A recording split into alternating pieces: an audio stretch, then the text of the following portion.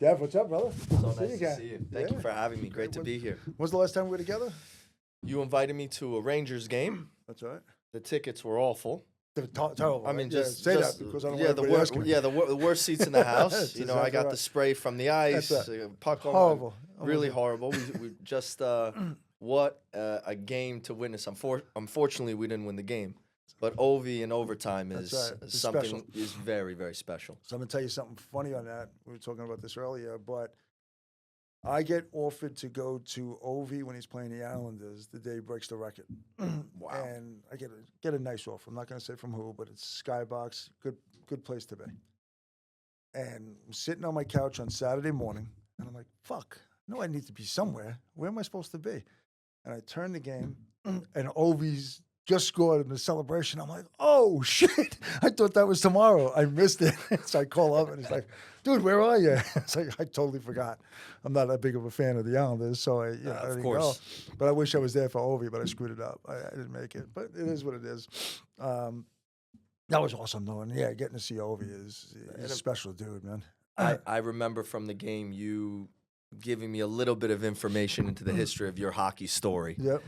Telling me about going to Canada with, on these trips and some of the parties you went to and a lot of these pros that you're affiliated with, growing up with, that were just superstars. That's right. And it resonated with me because although I never played at a pro level with soccer and, I did play hockey growing up in Manhattan of all places. Sure. Well, you played Sky Rink, right? Oh, yeah, of course. Of course, Sky Rink, Cyclones.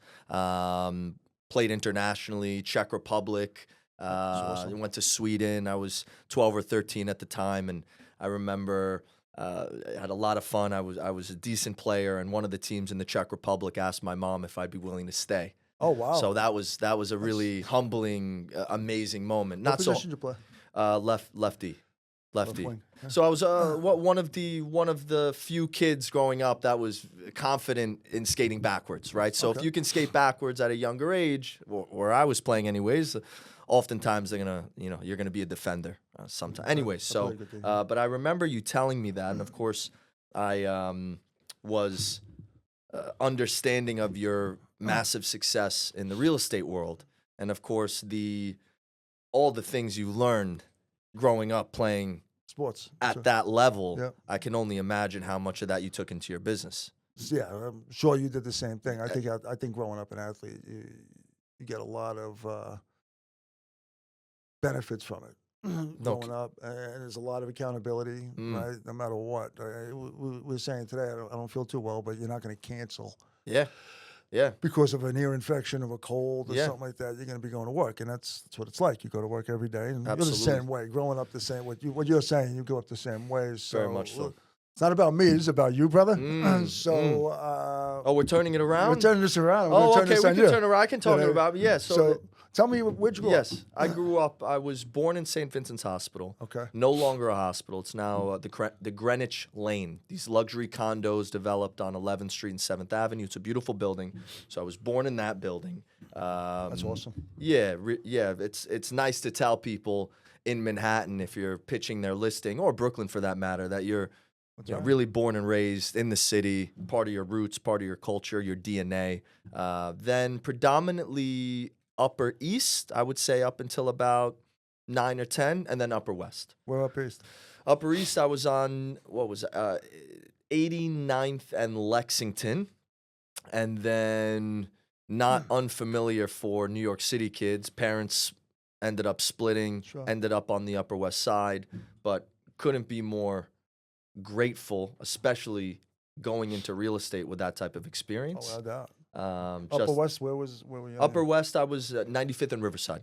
Okay. Oh, yeah, that's right. So walking to school, my school was 88th and Central Park West. What school was that? It's called the Trevor Day School. Okay. So I went there from 3 or 4 years old up until senior year of high school. Then where'd you go to college? I went to Ohio Wesleyan University for about, about a year and a half. I was playing soccer there, and then I transferred to Hunter. Okay. Played soccer there. Went to the NCAA tournament. From Hunter? From Hunter. I think it was the first NCAA appearance in about 20 years, Wow. which was very cool. It's not a That is. athletic, not, highly yeah. regarded school by any means. Great school. Excuse me. But yeah, it was wonderful. There were a couple kids there, also from the city, Queens, Manhattan, just really in the tri-state that played, and we had a decent team. A lot of kids that were D1 level, but didn't have the discipline or the background to really apply themselves. What are connections? Or the connections. You A have to know people little to bit get of into the that. It's absolutely. not just talent to get into D1. You have to know some people. So Yeah. Unfortunately, sometimes. Yeah, it gets looked sometimes at. it helps. Yeah, Even sometimes just the guidance to put reels together, right? The Yeah, kids to that do make all it that, into yeah. the right programs, if you don't have the connections, a lot of it is how you're organized in putting yourself out there. That's right. But anyways, the experience was incredible. Growing up in the city was unbelievable, and I equate a good amount of my success as far as knowledge, even just legitimacy. So if you don't mind me asking, what Please, years please. did you grow up there? Where? Sorry? When did you grow up there? I- What was your time frame? Time frame. Upper East, I would say, from newborn until about. What years were you in the What city? was? Oh yeah, so I was born in '88. Okay, so there you go. There you go. Yeah, of course. You don't mind Born- me asking, No, yeah. no, no. I'm still a young guy, I'm a young so- guy, yeah. right? I'm born in '88, and then I would say around the time the Rangers won in '94. Great year. Great year. Great to be 12 that year. You better believe it. You Right. better. Around that time, I was Upper West Side. Okay, Yeah, yeah. that's nice. I still remember the Rangers Metro cards. Yep. I still Oh did too. my goodness. Oh And my I goodness. think they took the cup to Christine's Wow. the night of the cup, and then it was on the west side. I think it was Raccoon Lodge was downtown. I think where'd they take it up to? I'll ask Jimmy later. Jimmy's coming in right after you. Okay, nice. He played for the Yanks, so he'll be here. Okay, remember? very cool. Very cool. And I think he was with them the night they were on the west side. I forgot the name of the bar though. Okay. So it's where Brian, I think, fell and broke his ankle or something. No. Like that back in, later on. Leach? Yeah. I've got it. I've got to keep up with you. I'm not on a Yeah. first name basis with this guy, so I got. But it's interesting that whole thing. But again, it's funny that you're around all of that stuff. I and was you grew around up all of that. it. I was Yeah. around all of it, and I'll never forget the city. Mhm. Unfortunately, I wasn't in the arena during course, the yeah. win. Not too many people were, but meeting some of those guys, I'm sure. whether it was Crosstown Sports on the Upper West Side, Yep. that was a big sporting goods store. It's no longer there. I remember it Cosby's. was. Oh my goodness, bumping into Samuelson. I bumped into Richter on the street. I met Bookaboom. I mean, these. We all lived on the west. A lot of these guys. Yeah, lived on the west a side. lot of them lived on the Upper West Side. A lot of them did. And I couldn't talk about role models, Yeah. right? And you see other people in other sports that are kind and well spoken, but nothing quite like a hockey player Yeah, in it terms of the humility, in terms of just being gracious with their fans. And as a young kid experiencing that was a pretty cool That is. thing for me to see. That is cool. And you got to remember, back then, and still today, they don't make the money the other sports make. Good point. So, Yeah. back then they were making a couple. I don't know people's paychecks. Right, but I of would course, assume of course. not more than $1 million. And in New York City, that's not getting you that much. a lot. Yeah, it's crazy when absolutely. you really think about it. Absolutely. So, I guess as time went on, they started getting bigger contracts. But in the '80s and '90s, I don't see it being as high as it was today. Obviously. But even now, don't you see that a hockey player is generally just a more humble, Oh, a little bit but- more grounded athlete? But again, $6 million compared to $16 million or $60 million. It's all relative. It's a A big. little easier to stay it's grounded, I guess, right? I guess Easier to stay humble. But it's still good. But start giving them NBA, Yeah. MLB money, and then and then maybe we'll it's a see. different story. Let's see if they. Yeah. 'Cause I met a couple of scumbags too. Excuse my I language. have no doubt. I have no doubt. No doubt. Matter of fact, I think was that. No, that wasn't the night you were there when we were talking about. Well, I'm not going to mention the guy's name, but it was funny. You said a lot of things I can't mention. One of the on guys this that mic. walked out of the locker room. And Yes. so- But it's interesting. So okay, so get out of college. Yep. Go to work for dad. What do you? No, do? I would. Out of college, I was offered an opportunity in the hospitality world. Okay. So this very large. Because you're the most humble guy too. That's That's polite of you. Thank you. I appreciate that. I've had a lot of lows. Yeah. I've hit a lot of. So have I. I've hit a lot of rock bottoms. Yeah, me I've too. seen a lot of rock bottoms. So if you see rock bottoms and you experience them, I think it's really easy to just stay level-headed True. when you're fortunate enough to find a little bit of success. But I appreciate the compliment. So I was in hospitality. speaking about being humble and just grounded. Out of college, worked for the Cipriani family. I was helping them. I was an assistant manager. They sent me to Istanbul. I cut your bread. There you go. Yeah, love yeah. that No, story. I'm not. Yeah, I talk about a pivotal turning point. But yeah, I was in hospitality from about 21 or so to 25, 26, give or take. And I remember managing Harry Cipriani's on Fifth Avenue. It's 59th and Fifth Avenue. And I'd just gotten back from LA, where I was, at the time, the youngest food and beverage director in California. I was 23, 24, and I had, at any given time, around 300 people that I was overseeing. Wow. And there were some things I was very good at, but a lot of things I just was in over my head with. But what I took from management, hospitality, serving people every day, right? Everyone's your customer. That's right. Yeah. 100%. Everyone's your boss, right. actually. So your customer's That's a your good boss, point, your yeah. boss is your boss. So the second you suit up and you walk into the establishment and you're serving patrons, you work for everyone. And that mindset, on top of fielding complaints that are, when you compare them to real estate complaints, and of course the next level would be health complaints, right? There's severity of every issue that you can protect and solve. Anything after hospitality felt almost easy for me. Fielding a complaint about pasta or eggs, and people, not everyone, right? The majority of people are kind and thoughtful and respectful, but the small, loud minority are going to make things a little bit more challenging. And if you can handle with grace and humility somebody screaming because of a reservation, it's really easy. I mean, I had a closing yesterday. There was, I have to be a little bit careful here, but there were maybe some missteps, miscues as far as closing proceedings for counsel. The attorneys definitely didn't do a few sort of obvious things that they overlooked. And when people are upset or frustrated or stressed, and these clients were wonderful, they handled it.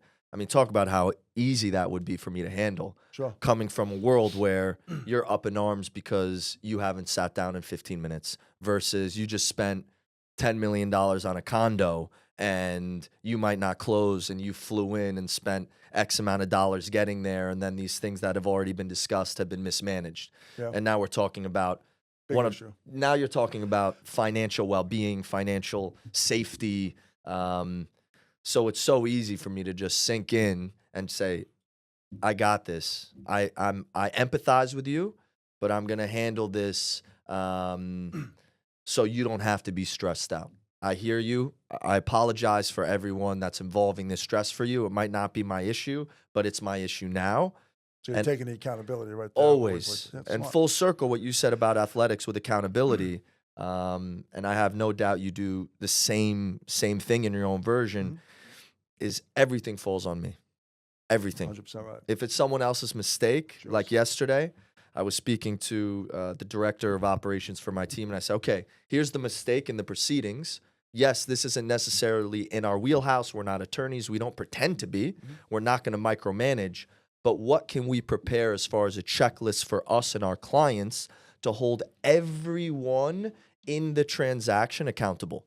That's right. That's how you level up, right? So any mistake that, if you're even in direct or indirect proximity to, that you feel like you can avoid on the next round, man, I mean, that's service. That's value.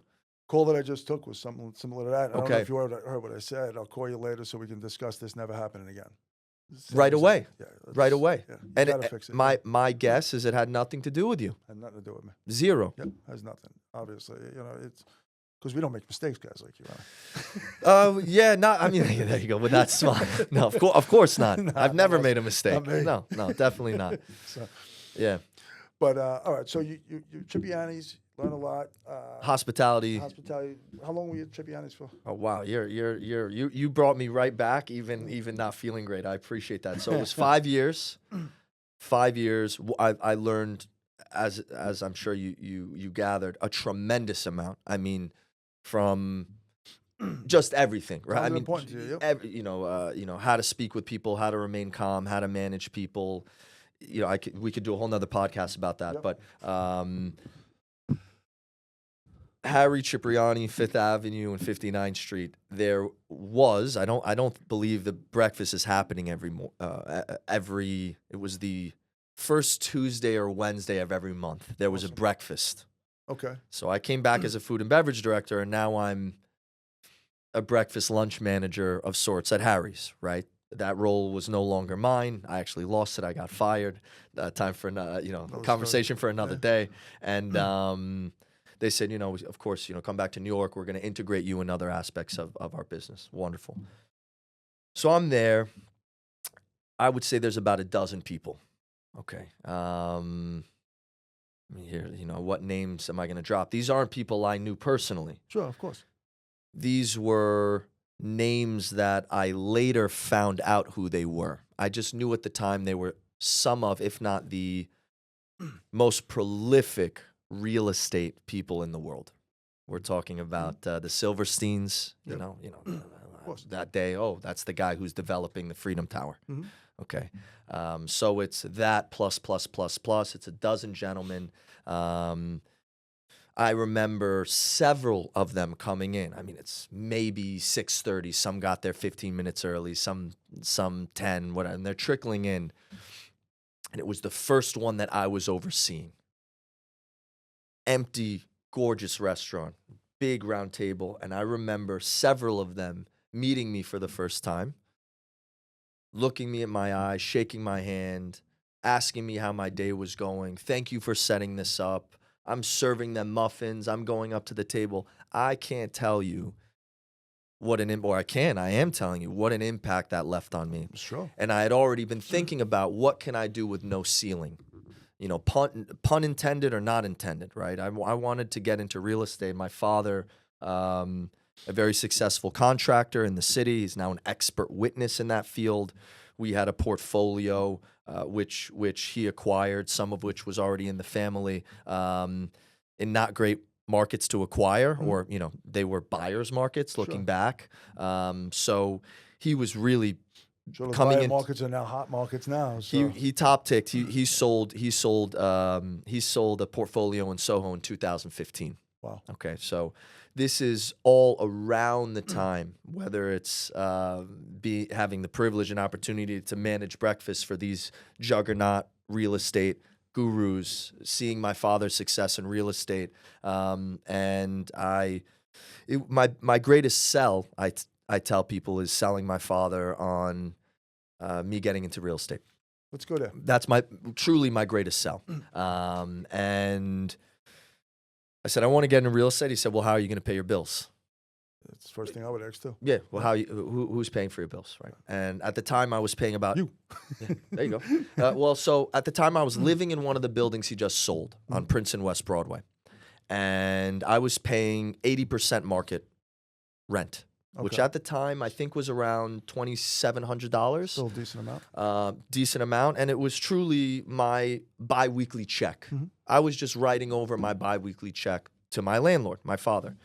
I was often late. I remember sending in emails about why I'm late. I remember him telling me, things like, out of X amount of tenants I have, you're the only one that's late. Even the guy who just passed away in New Delhi saving a woman paid his rent because he was on automatic payment, but you're 3 weeks late. Freaking accountability, man.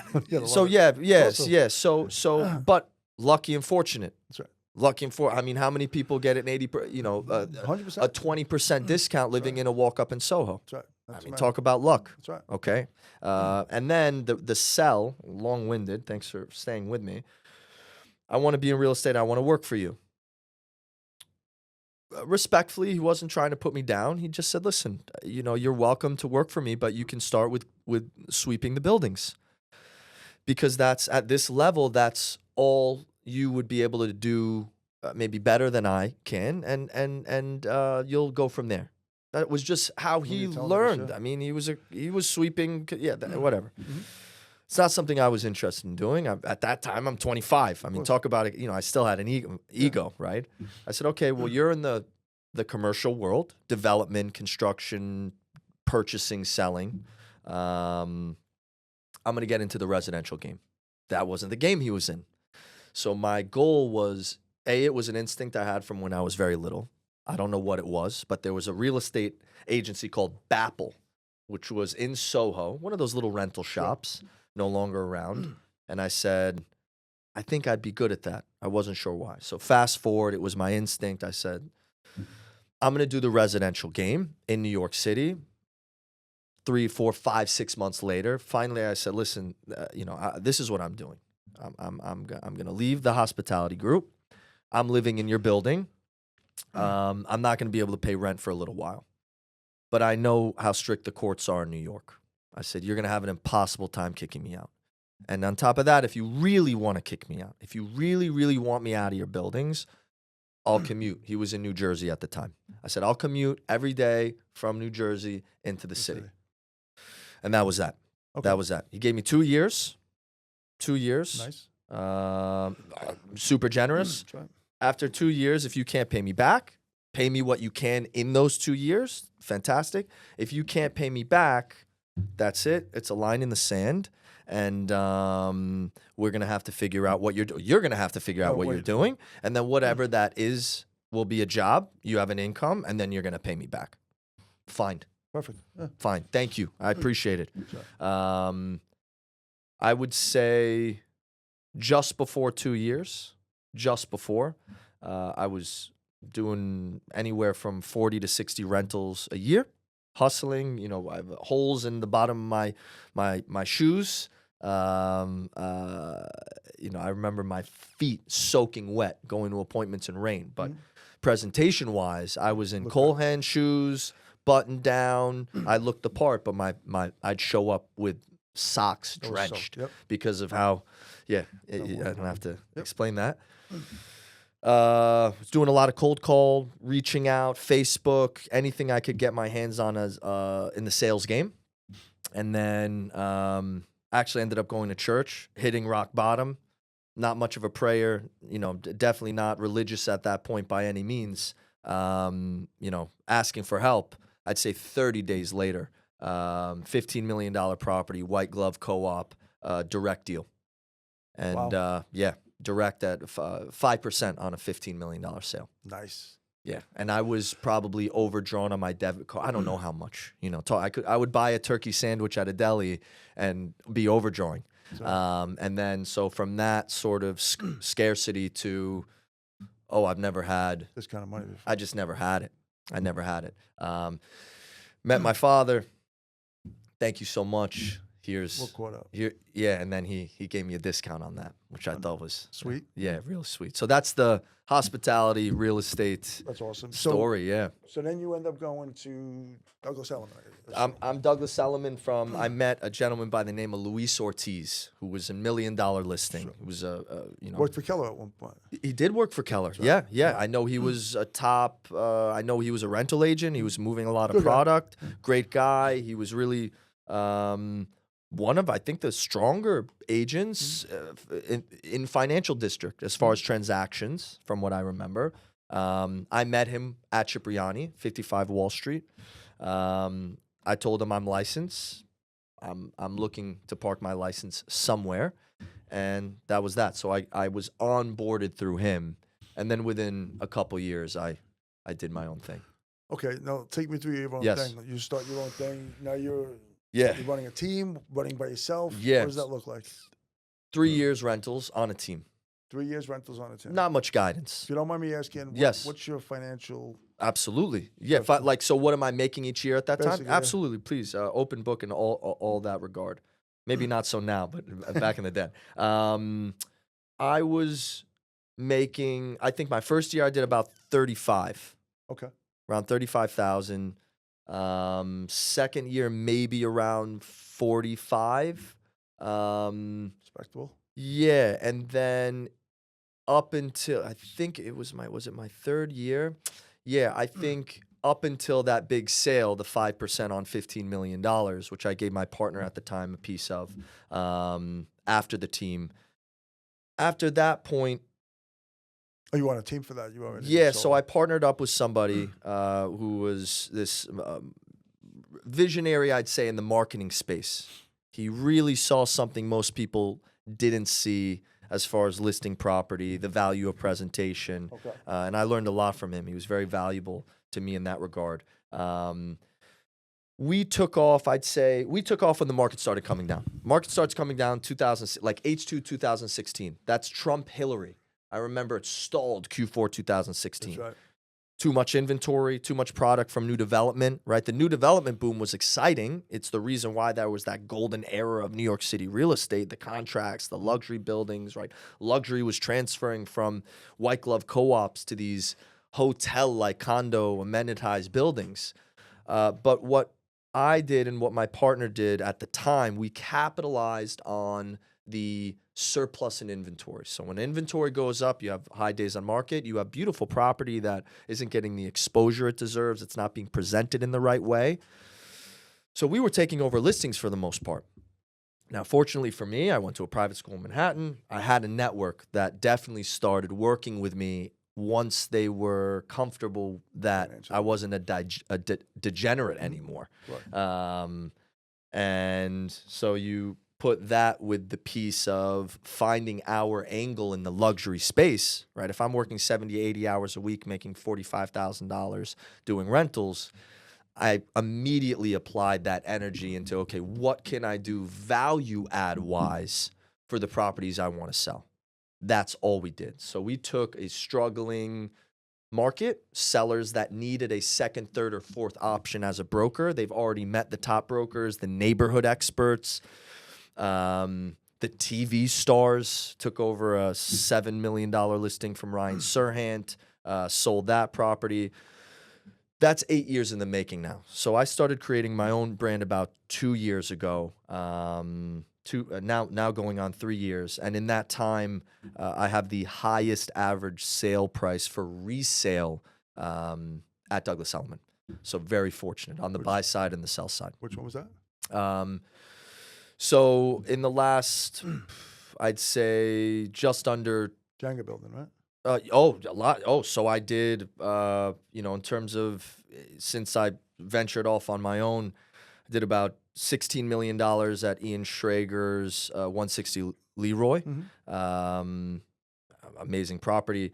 About 3 townhome sales amounting to just under $20 million. $5.5 million condo in Greenwich. What are the other ones I did? A $10 million 3-bedroom, the second highest 3-bedroom property of that line at 111 Murray. Mm-hmm. That's that's not MacLeod. That's who is that? Who's the guy handling Israel for Trump right now? What the? Oh, yeah. Anyways, so yeah, just fortunate that I'm very much diversified into that world now. Mm-hmm. So on the buy side, I'm at like 6.5. On the sell side, I'm about 11 for an average sale.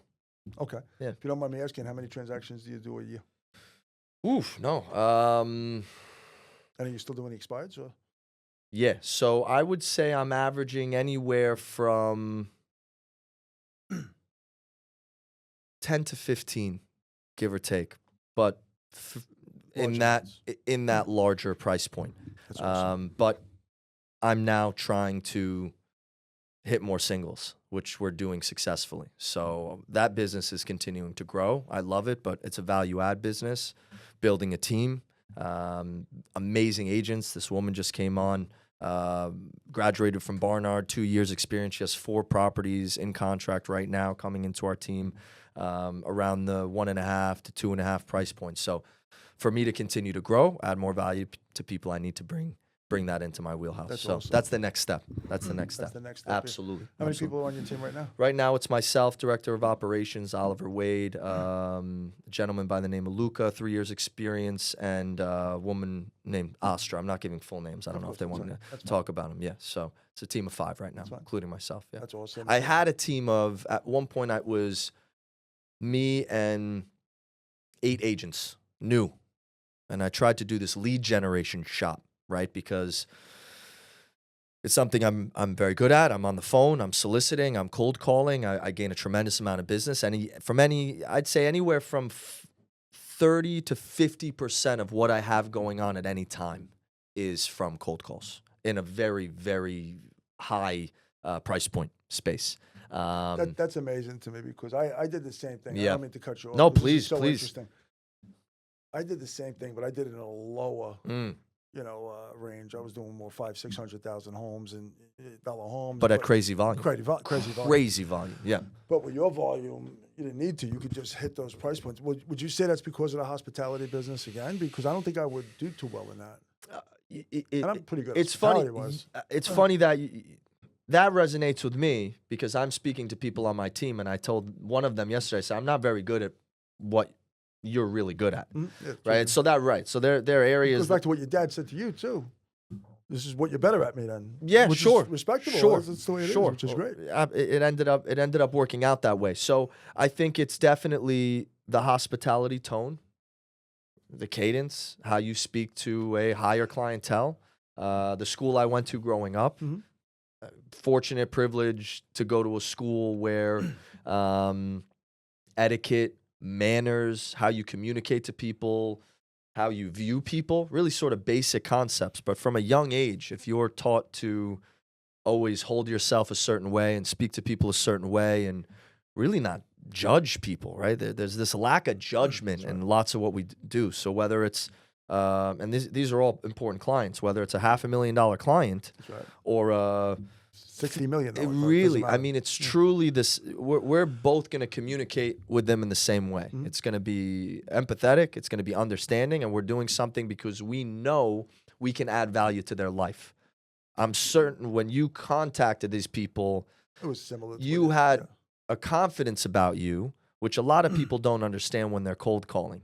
It's, I'm calling you. I might be bothering you. And if I'm bothering you, that's fine. Maybe I'll call you back 2 or 3 more times because you're having a bad day. But I'm only contacting you because if there's something you need in my world, you're lucky that I contacted you. That's the same way we've talked about this, I think. Yeah.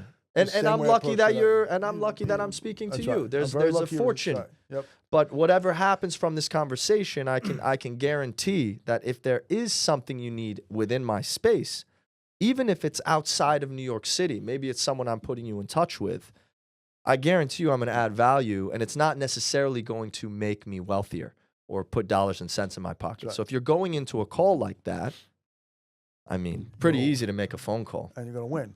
You're going to win.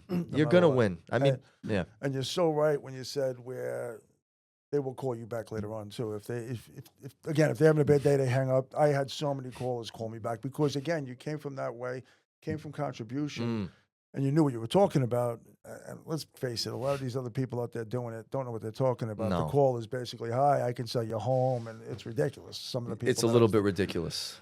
Some of the people making these cold calls or warm calls, because not even a cold call, it's a warm call. You're Always in the business. You know what they want. It's not like you're calling a phone book. Exactly. So you mentioned, am I calling expireds, right? So you're calling an expired, you know the angle. Are you still interested? Right. I'm not going to try to sell. I don't want to sell you on selling something that you don't want to sell. But then you ask questions. Well, why don't you want to sell?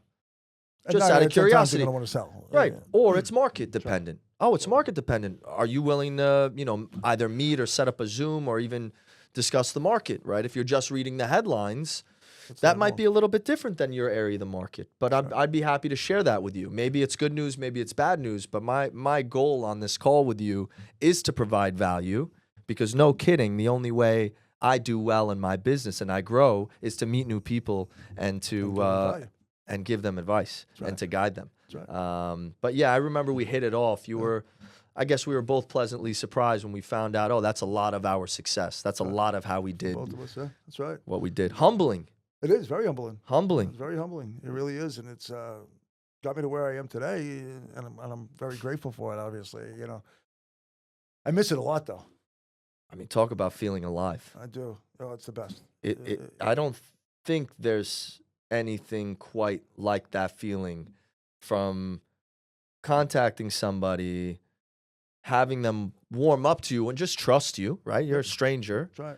And then... And you meet some interesting people along the way. Talk about so life if you want expand. to talk about your story, you don't have to drop names or anything like that. Of course. What were you telling me? You did $100 million in 4 sales or something? Yeah, like no, I did. I did. So I'm at as far as resale Awesome. goes, I'm at just over $500 million in resale. And I mention the word resale because there are brokers that have done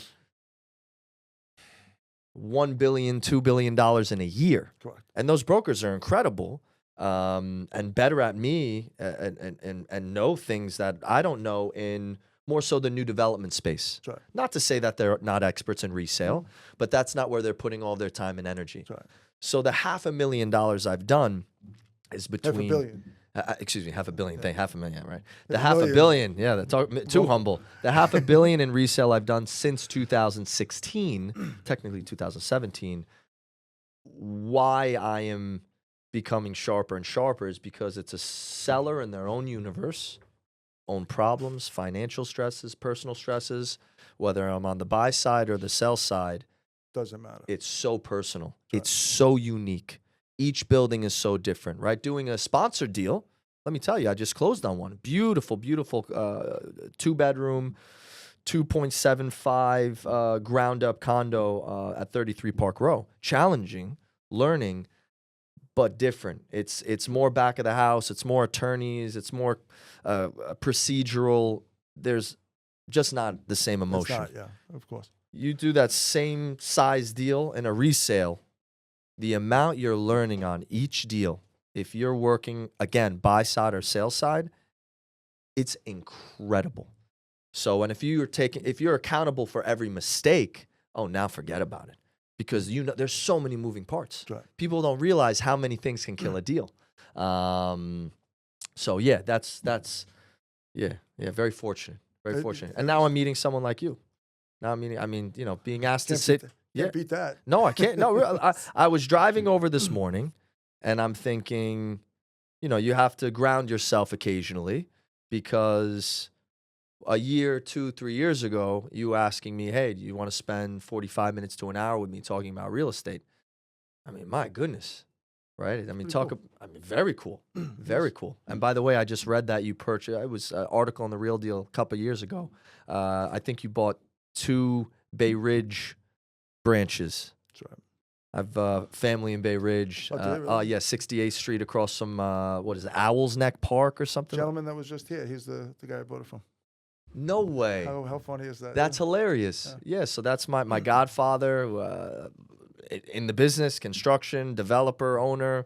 My aunt, they live right next to each other on 68th Street across from the Owl's Neck Park or whatnot. Yeah, so. That's so interesting. So any good stories like coming out of cold calling? Or? Yeah. Oh, man. Okay, I imagine most of your audience, they're in the real estate space, maybe brokers. So just this is I was coaching soccer at the time. And some of the kids I coached were a part of extremely affluent families, right? Sure. I'm coaching in Manhattan, right? I did it as a passion. As I became more successful in real estate, I started donating back to the club, just wanting to be a part of it. What you gain from coaching, I mean, I don't have to tell you, from coaching kids, your passion, forget it. I'm driving to a game with one of these families, and I won't mention the building, but it's a primo building in Tribeca, and I'm meeting them there, and the father says to me, hey, we're renting in this building, but there's a specific line we like in this building. It's a big building. There's only 6. I did this, 6. Yeah. 6 of these units. Now, he provided this information to me. I think he was being friendly. I think he liked me enough to not really throw me a bone, but this wasn't a high-level conversation. This was like, I know you're in real estate. I was already successful at that time. So he sort of opened this door for me. So to any agent listening, okay, and modesty, being a little shy earlier in the game, I was at fault. I dropped the ball so many times when someone opened the door, and I was like, oh, man, I don't want to be too pushy. I don't want to do this. I don't want to step on toes. I don't want to assume. I ended up calling those 6 lines. Okay, these were then, when I called, they were $14 million properties, and now they're $18 million properties. I got in touch with 2 of the 6. Okay. That's by the way, that's great. It's awesome. That's a fantastic percentage. 2 of 6. One was through the lawyer. The other was a direct. Got the direct number. That guy tells me, hey, Devin, I mean, what can I say about him? He was a seed investor to one of the biggest technology applications that we've ever heard of. Okay. That was the seller, potential. You know what, Devin, I'd consider? I'd only consider this is a pied-à-terre for my kid who doesn't use it, who was supposed to go to NYU, who's not going to NYU. I'm talking about a $14 million property here, sitting empty, okay? Crazy. I use it maybe 2 times a year, okay? For the right number, I'd think about it. But here's the variable. I need something to buy for my wife. She likes having something in Manhattan. No problem. What do? I don't have to tell any real estate agent what I do next. Sure. I put together a list. I need outdoor space. Fine. Months and months and months and months go by, right? He's downgrading to an $8 million pied-à-terre, right? Something below 10, ideally 7 to 8. Put a list together for him. It's truly 6 months in the making. Getting him into the city. He's not going to sell this property until I find him something else. I'm only buying something with outdoor space. I'm only buying something with outdoor space. Last property I showed him didn't have outdoor space, but I really liked the product. Primo building in downtown. Saw it. He goes, fuck. That was fucking nice. I think we should buy that one. Fantastic. Let's get going. Offers in. So now I have a $14 million sale and an $18 million sale. Okay. Bidding contest. This is during COVID. We don't get the buy side deal. Fine. And, oof, this is really bad. Unfortunately, a colleague of mine Does. No, I'm totally fine with people. You know, unfortunately, a colleague of mine didn't do what was misled me in negotiations. I was an offer to incentivize another offer. Okay, yeah, that's not cool. Truly, I was just an offer to incentivize another offer. Okay. Anyways, we both deals fall through. Wow. Both. Right, so that's real estate, right? It is, that's all. And I'm having the time of my life. Yep. The fact that I went from now the renters, I get them in to the off-market line that they like. I'm adding value. I'm getting them into a product. This thing hasn't been on the market for 8 years, 7 years. Who's this kid getting me into? So that's the one piece. That guy, falls through, whatnot. Fast forward another 2-3 years, all from cold calling. Okay. Same guy, we're going to list that same property for around $18 million. His daughter wants a townhome in Brooklyn. The family that wanted the $14 million property at the time bought a $10 million property in that same building that the other guy didn't end up buying with. So there's a lot of stories like that. But, you create your own luck. And if you're really going into it, adding value, you tell me, you open the door, this is full circle. You say, hey, Devin, I'm looking at XYZ. Okay. You find it for him. Guess what? You're golden. All of a sudden, it's not a casual conversation anymore. All of a sudden, you're going, wow, this guy really went out of his way, had no idea what would come from it. I gave him just a little bit of information about something that might make my life better. And with that piece of information, he took with it and ran. I think I might stick around with a guy like that. It's awesome. It's an awesome story. Yeah. One more thing before we finish off. What are you looking at? How are you going to finish this year? What's your goals? Oof. If you want to put them out there. No, absolutely. I love putting those out there. My biggest year in real estate was around 40 that I've done. Just shy. Unfortunately, it was 39. In true broker fashion, I had $1 million. It was $39 million. All closed in a year, all resale. I am expanding with a team, with an organized CRM, integrating AI. I'm an ambassador of this product.